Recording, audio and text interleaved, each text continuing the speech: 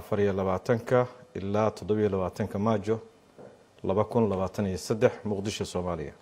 Hordhac shirka lixaad ee golaha wada tashiga qaran ee uu shirgudoomiyay madaxweynaha Jamhuuriyadda Federaalka Soomaaliya Dr. Xasan Sheekh Maxamuud ayaa ku qabsoomay Muqdisho 24 ilaa 27 Maajo 2023. shirka waxaa ka qayb galay mudane Xamza Cabdi Barre, ra'iisul wasaaraha xukuumadda federaalka Soomaaliya, ra'iisul wasaare ku-xigeenka xukuumadda Jamhuuriyadda Federaalka Soomaaliya mudane Saalax Axmed Jaamac, madaxweynaha Jubbaland mudane Axmed Maxamed Islaan, madaxweynaha Koonfur Galbeed mudane Cabdilcasiis Xasan Maxamed Laftagareen, madaxweynaha Galmudug mudane Axmed Cabdi Kaariye Qorqoor, madaxweynaha Hirshabeelle mudane Cali Cabdullaahi Xuseen Cali Guudlaawe iyo gudoomiyaha gobolka Banaadir ahna duqa Muqdisho Yuusuf Xuseen Jimcaale Madaale. golaha wada tashiga qaran ayaa kulankooda uga dooday ajendayaal muhiim ah oo ay ka mid yihiin hanaanka doorashooyinka dalka, xaaladda amniga dalka, gaar ahaan diyaar garowga wajiga labaad ee ciribtirka khawaarijta, dhammaystirka deen cafinta, fulinta heshiisyadii horey ay goluhu u gaareen, fatahaadaha webiyada Shabeelle iyo Jubba iyo qodobo kale. qodobada shirka ka soo baxay iyadoo la tix raacayo heshiisyadii iyo warmutiyeedyadii ka soo baxay shirarkii hore ee golaha wada tashiga qaran, goluhu wuxuu ka wada hadlay kuna heshiiyey qodobada soo socda. 1. arrimaha amniga. golaha wada tashiga qaran wuxuu bogaadinayaa guulaha laga gaaray istiraatiijiyadda qaran ee la dagaalanka argagixisada ee ku aadan howlgallada dhanka militariga ah oo ay horseed ka yihiin ciidamada qalabka sida ee heer federaal iyo heer dowladaha xubnaha ka ah dowladda federaalka oo kaashanaya shacabka Soomaaliyeed, kuwaasoo horseeday xasiloonida guud ee dalka, gaar ahaan amniga caasimadda Muqdisho. sidoo kale goluhu wuxuu bogaadinayaa habsami u socodka diyaar garowga wajiga labaad ee howlgallada lagu soo afjarayo kooxaha khawaarijta. goluhu wuxuu shacabka Soomaaliyeed gaar ahaan deegaanada weli khawaarijtu ku harsan tahay ku adkeynaya inay si buuxda uga qayb galaan dagaalka ka dhanka ah argagixisada. 2. doorashooyinka iyo dimuqraadiyiinta. goluhu wuxuu ka heshiiyey hanaanka doorashooyinka dalka.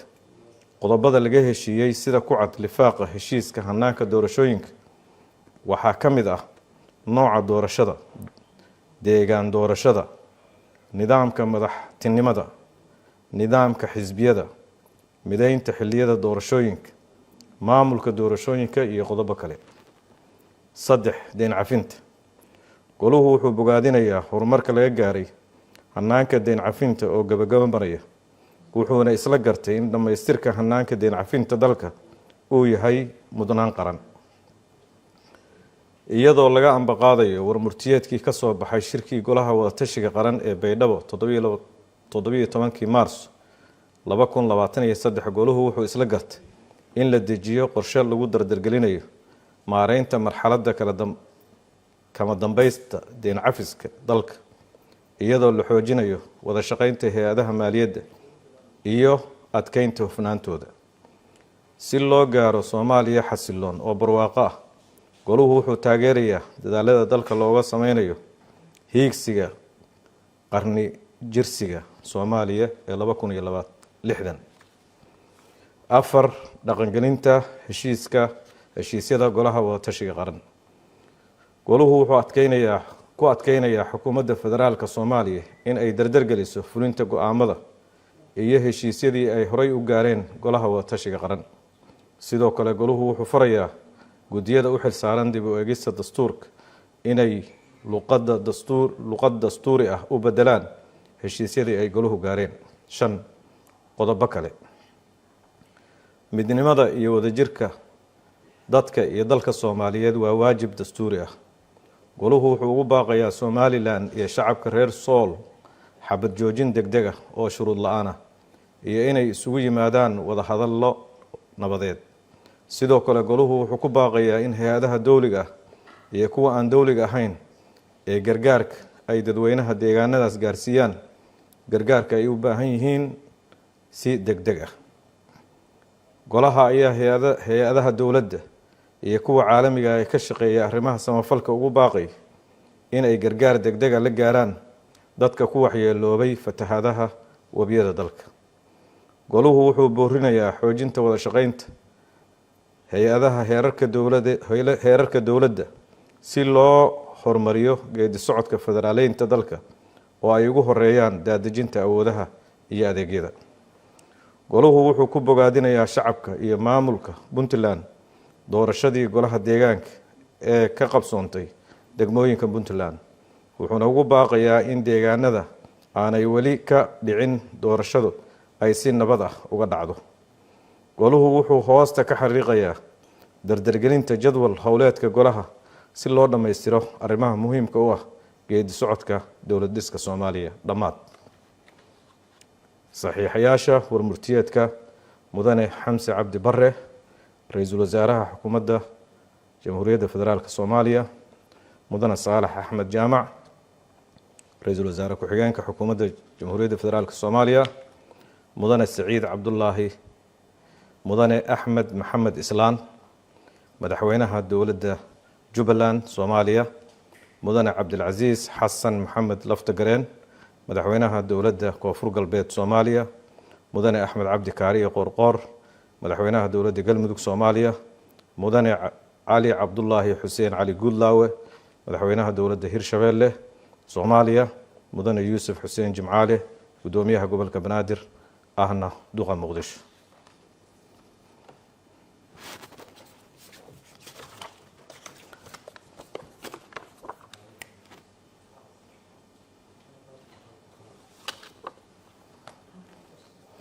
waxaan gelaynaa haddana heshiiskii hanaanka doorashooyinka jamhuuriyadda federaalka Soomaaliya. jamhuuriyadda federaalka Soomaaliya golaha wada tashiga qaran heshiiska hanaanka doorashooyinka jamhuuriyadda federaalka Soomaaliya 27 Maajo 2023 Muqdisho Soomaaliya. hordhac si loo helo doorashooyin xor iyo xalaal ah oo leh halbeeg caalami ah waa in la xaqiijiyo xaqa muwaadinka uu u leeyahay in la doorto ama uu wax doorto. sidaa daraaddeed Soomaaliya waxay hirgelinaysaa hannaan doorasho oo ku dhisan matalaad dadweyne taasoo saameyn wanaagsan ku yeelan doonta geedi socodka siyaasadda dalka iyo soo kabashada dowladnimadeena. shirka golaha wada tashiga qaran ee lagu qabtay Muqdisho 26 bishii December 2022 ayaa cadeeyay in ay ka go'an tahay qabsoomidda doorashooyin xor iyo xalaal ah iyo diyaarinta shuruucda iyo nidaamyada loo baahan yahay si loo gaaro yoolka doorashooyin qof iyo cod ah. heshiis siyaasadeedkan ujeedadiisu waa in la qeexo nidaamka doorasho ee Soomaaliya yeelanayso si dalka looga hirgeliyo doorashooyin xor iyo xalaal ah si nabad ah ku dhacda loona maamulo si madax bannaan, dhexdhexaad ah, sugan, hufan oo isla xisaabtan leh, kuna salaysan habraac sharci oo dhaqangal ah. baaxadda heshiiskan wuxuu cadeynayaa howlaha maamulka doorashooyinka dalka federaalka, dowladaha xubnaha ka ah dowladda federaalka, maamulka gobolka banaadir iyo dowladaha hoose oo ay ku heshiiyeen golaha wada tashiga qaran si loo hirgeliyo doorashooyin qof iyo cod ah. mabaadi'da asaasiga ah: habka doorasho iyo deegaan doorasho ee ay jamhuuriyadda federaalka Soomaaliya yeelanayso waa in uu noqdo mid dadweynaha u suurtagelinaya inay codkooda si dimuqraadi ah oo qof iyo cod ah u dhiibtaan. habka doorasho waa inuu ahaado mid dhiirigelinaya nidaamka siyaasadeed ee xisbiyada badan, xaaladda amni iyo tan dhaqaale ee dalka. habka doorasho inuu ahaado mid madax bannaan, nabdoon, ka maran musuq, dhexdhexaad ah, sugan, hufan oo isla xisaabtan leh, kuna salaysan habraac sharci oo dhaqangal ah. habka doorasho waa inuu ahaado mid lagu ilaalin karo matalaadda qaybaha kala duwan ee bulshada Soomaaliya si loo helo cadaalad bulsho. habka doorasho waa inuu ahaado mid horumarinaya wadajirka bulshada iyo muqadasnimada midnimada Soomaaliya. Fa habka doorasho waa in uu ahaado mid kalsooni gelinaya dadka Soomaaliyeed in danahooda ay si habboon u matalaan wakiilo ee iyagu u soo doorteen. Goluhu wuxuu isagoo ambaqaadaya mabaadi'da kor ku xusan wuxuu ku heshiiyey qodobada soo socota. Qodobka koowaad, hannaanka doorashooyinka. Golaha wadatashiga qaran wuxuu ku heshiiyey inay dalka oo dhan ka dhacdo doorasho qof iyo cod ah oo ay ku tartamayaan 2 xisbi qaran oo kaliya. Hannaanka doorashooyinka dalku wuxuu noqonayaa nidaamka matalaadda isu dheelitiran ee liiska xiran, proportional representation closed list. Liisaska xisbi walba waa in aysan ka badnaan 2 laab kuraasta loo tartamayo, kana yaraanin tirada guud ee kuraasta loo tartamayo. Qodobka labaad, deegaan doorasho. Golaha wadatashiga qaran wuxuu ku heshiiyey in kuraasta lagu tartamayo lagu soo doorto hal deegaan doorasho, single constituency. Qodobka saddexaad, golaha shacabka Jamhuuriyadda Federaalka Soomaaliya. Kuraasta loo tartamayo ee golaha shacabka waa 275 xubnood, waxayna matalayaan dhammaan bulshada Soomaaliyeed meel walba ay joogaan. Xubnaha golaha shacabka waxaa si toos ah qarsoodi ah oo madax bannaan ku dooranaya shacabka Jamhuuriyadda Federaalka Soomaaliya. Kuraasta golaha shacabka waxaa loogu tartami doonaa habka xisbiyada badan. Qodobka afraad, golaha aqalka sare ee Jamhuuriyadda Federaalka Soomaaliya. Deegaan doorashada kuraasta golaha aqalka sare waxay noqonaysaa mid kasta oo ka mid ah dowladaha xubnaha ka ah dowladda federaalka. Matalaadda xubnaha aqalka sare ee gobolka Banaadir waxaa lagu qeexi doonaa maqaamka caasimadda sida ku cad dastuurka ku-meel gaarka Soomaaliya. Qodobka shanaad, golayaasha wakiilada dowladaha xubnaha ka ah dowladda federaalka. Kuraasta golayaasha wakiilada dowladaha xubnaha ka ah dowladda federaalka waxaa lagu dooranayaa deegaanada dowladaha xubnaha ka ah dowladda federaalka. Shacabka dowladaha xubnaha ka ah dowladda federaalka ayaa xubnaha golayaasha wakiilada dowladaha xubnaha ka ah dowladda federaalka si toos ah qarsoodi ah oo madax bannaan ku dooranaya. Kuraasta golaha wakiilada waxaa ku tartamaya xisbiyada. Qodobka lixaad, dowladaha hoose. Xubnaha golayaasha deegaanka waxaa si toos ah u soo dooranaya bulshada deegaanka. Kuraasta golaha deegaanka waxaa ku tartamaya urur siyaasadeedyada. Labada urur siyaasadeed ee ugu codka badan ayaa noqonaya 2 xisbi qaran ee dalku yeelan doono. Qodobka toddobaad, nidaamka madaxtinimada dalka. Si loo mideeyo hannaanka doorasho ee hoggaanka Jamhuuriyadda Federaalka Soomaaliya loona dardargeliyo habsami u socodka dowladnimadeenna, waxaa dalku uu qaadanayaa nidaamka madaxweyne iyo madaxweyne ku-xigeen. Madaxweynaha iyo madaxweyne ku-xigeenka waxaa hal warqad ku dooranaya shacabka Soomaaliyeed iyadoo lagu saleynayo nidaamka xisbiyada badan. Qodobka 8aad, mideynta muddada doorashooyinka. Doorashooyinka dalka ee heer federaal iyo heer dowladaha xubnaha ka ah dowladda federaalka waa qof iyo cod oo 5 sanaba hal mar ah. Si loo mideeyo muddada doorashooyinka heer dowladaha xubnaha ka ah dowladda federaalka waxay doorashooyinku ku qabsoomi doonaan sida soo socota. 1. Dowladaha hoose waxay doorashadooda dhici doontaa 30 Juun 2024. 2. Golaha wakiilada dowladaha xubnaha ka ah dowladda federaalka waxay doorashadoodu dhici doontaa 30 November 2024. 3.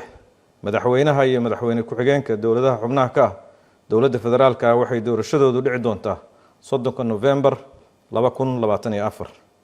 Qodobka 9aad, qoondada haweenka. Si loo xaqiijiyo meelmarinta qoondada haweenka, goluhu wuxuu isku raacay in la diyaariyo heshiis gaar ah. Qodobka 10aad, xaaladda Somaliland. Kuraasta Somaliland ee aqalka sare wuxuu golaha wadatashiga qaran ka gaari doonaa heshiis gaar ah. Qodobka 11aad, gobolka Banaadir. Degmooyinka gobolka Banaadir waxa ay yeelanayaan golayaal deegaan oo ay soo dooranayaan dadka deegaanka si toos ah waxayna dhacaysaa 30 Juun 2024. qodobka 12aad maamulka doorashooyinka dalka. waxaa la dhisayaa guddiga madaxa bannaan ee doorashooyinka qaranka iyo sohdimaha oo ah hay-ad madax bannaan oo u xilsaaran dhammaan maamulidda iyo qabsoomidda doorashooyinka kala duwan ee dalka iyo sohdimaha. guddigu wuxuu ka kooban yahay 15 xubnood oo ka kala imaanaya 3 xubnood oo ka mid ah waxay ka imaanayaan dowladda federaalka Soomaaliya. 2 xubnood waxay ka imaanayaan dowladaha xubnaha ka ah dowladda federaalka iyo gobolka Banaadir. 3 xubnaha guddiga waxaa lagu soo gudbinayaa muddo bil gudaheeda laga bilaabo taariikhda la saxiixay heshiiskan.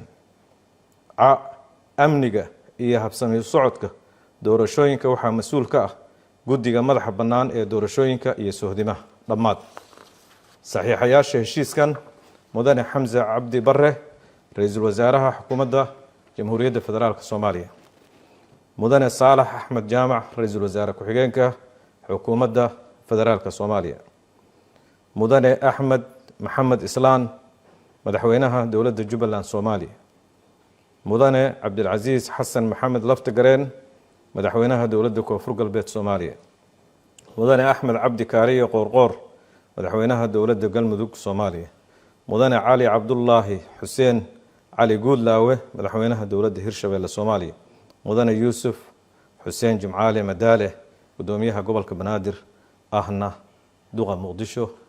وبالله التوفيق.